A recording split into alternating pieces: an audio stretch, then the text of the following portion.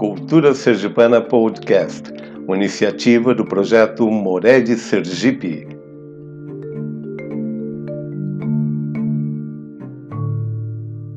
Bem-vindos ao nosso momento de resgate da Cultura Sergipana Podcast. Hoje eu falarei com vocês sobre o mundo paralelo que envolve as rezas fortes, diferenciando-os das rezas frequentemente utilizadas por a maior parte dos brasileiros em suas igrejas, sejam elas evangélicas, católicas, cristãs ou não, onde existem regras específicas nesse mundo paralelo a serem seguidas para se alcançar os resultados desejados. Mas mesmo essas regras também podem ser alteradas. É sobre esse tema que falarei hoje com vocês. Na primeira história que irei contar, irei falar sobre minha avó, Madrinha Vitória, para aqueles que não conhecem. Ela é uma senhora que, além de fazer rezas fortes, ela é também conhecida como bezedeira. O nome dela é Maria Vitória de Jesus, conhecida entre os familiares, entre nós, os seus netos, como Madrinha Vitória. Além dela, outra personagem que faz parte desse contexto é a senhora Maria Isabel dos Santos, conhecida também como Betinha, e que é filha de Maria Vitória, de Madrinha Vitória e minha mãe. A primeira história foi baseada numa conversa que minha mãe teve com minha avó quando minha mãe era pequena. Minha família vivia na roça. Minha mãe era seus 8, 9 anos de idade. E ela via sua mãe sair todas as manhãs. Minha avó ia com os seus outros filhos mais velhos e meu avô para capinar o terreno deles. É uma forma de tirar as ervas daninhas, de limpar o terreno para poder plantar. E minha mãe um dia ficou muito curiosa e perguntou para minha avó se minha avó não tinha medo de, naquele horário, tudo escuro, entrar dentro do mato e começar a capinar, uma vez que nessas regiões haviam muitos animais peçonhentos, como aranhas, cobras e outros animais que soltam seus venenos. E minha mãe sempre teve muito medo de cobra, até hoje ela o tem. E ela ficou preocupada porque minha avó não tinha. E uma vez ela perguntou para minha avó por que ela não tinha medo de fazer aquilo todos os dias. Então minha avó respondeu para ela o seguinte: que ela não tinha medo desses animais, principalmente a cobra, que foi um dos que minha mãe mais acentuou o medo, porque a cobra é um animal cativo. Foi isso que minha avó disse para minha mãe. Minha mãe não conhecia essa palavra e perguntou para minha avó o que significava um animal cativo. E minha avó olhou para ela sorrindo e disse: filha, animal cativo é todo animal, pois todos eles dependem de uma permissão de Deus para fazer qualquer coisa. Eles são cativos, eles dependem de uma ordem de Deus. Se Deus não permitir que eles façam algo, eles não podem fazer. Foi isso que minha avó falou para minha mãe. Mesmo assim, a minha mãe achou aquilo meio estranho, mas ela aceitou aquela fala. E minha mãe ainda não conhecia muito bem essa questão das rezas fortes. Mas o que minha avó falou para ela foi justo isso. Os animais são obrigados a obedecer uma ordem de Deus. Então minha avó fazia uma oração pedindo para que Deus não deixasse que nenhum animal peçonhento ou de outra forma qualquer chegasse perto dela, do esposo, meu avô, ou de qualquer um dos filhos dela. E nunca nenhum deles, em momento que estavam trabalhando em roça, foram picados por qualquer um desses tipos de animais. Então esta é a primeira história. O que ela vem a dizer que quem acredita em rezas fortes acredita num poder superior, que controla todos os outros seres. Se você não acreditar nisso, fica muito difícil as suas orações para você serem realmente atendidas. Essa é uma das regras que segue o mundo das rezas fortes. Uma outra regra tem a ver com a próxima história. A próxima história é especificamente da minha mãe. Quando minha mãe começou a crescer um pouco mais, minha avó começou a contar algumas orações para ela, da mesma maneira que minha avó ensinou a reza sobre a lua nova.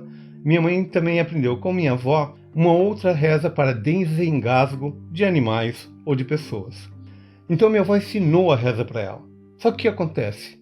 Um certo momento, num certo dia, minha mãe falou que elas tinham um cabritinho e que o cabritinho se engasgou. E minha mãe não tinha como correr para pedir ajuda para ninguém, e aí ela lembrou que ela podia rezar para o desengasgo, porque até então ela nunca tinha rezado. Só que quando ela foi começar a rezar, talvez por causa do nervosismo, ela simplesmente esqueceu da oração. Mas ela viu o animal morrer, quase a ponto de morrer, e o que ela fez? Ela não lembrou da oração, mas ela sabia que depois da oração ela tinha que rezar uma Ave Maria. E aí ela pegou e rezou a Ave Maria. Quando ela terminou de rezar, o animal se desengasgou e saiu correndo. Essa outra regra, também do mundo paralelo das rezas fortes, demonstra que, de fato, não é a reza em si, ou as palavras que foram citadas na reza, somente, que realmente faz aquilo acontecer. De novo, tem a ver com a sua intenção interior de fazer aquele bem. E aquela reza funcionou pelo desejo da minha mãe que aquele ato fosse realizado. Como a única reza que ela lembrou foi a Ave Maria, ela rezou a Ave Maria. E a bênção aconteceu. Falando sobre a Ave Maria, eu quero puxar para um outro ponto. Na minha última fala com vocês, ou no meu último episódio contado para vocês, eu comentei sobre o fato de que as rezas fortes não tinham a origem primordial dentro da Igreja Católica ou Evangélica, apesar de ela ter um fundo histórico judaico-cristão. Porque existem várias histórias dentro da Bíblia, onde a maior parte das rezas fortes que eu apresentei ou que eu vou apresentar, existem históricas similares às histórias contadas para vocês dentro da Bíblia. Num outro momento eu contarei uma ou outra. Mas por que eu digo que ela não tem essa tradição católica ou cristã, se ela tem uma origem hebraica, ou seja, dentro da Bíblia? Fatos históricos sobre o povo nordestino, sobre o povo brasileiro, demonstrar para vocês que essa origem judaica do povo brasileiro, ou hebraica do povo brasileiro, ela vem por um contexto todo da história.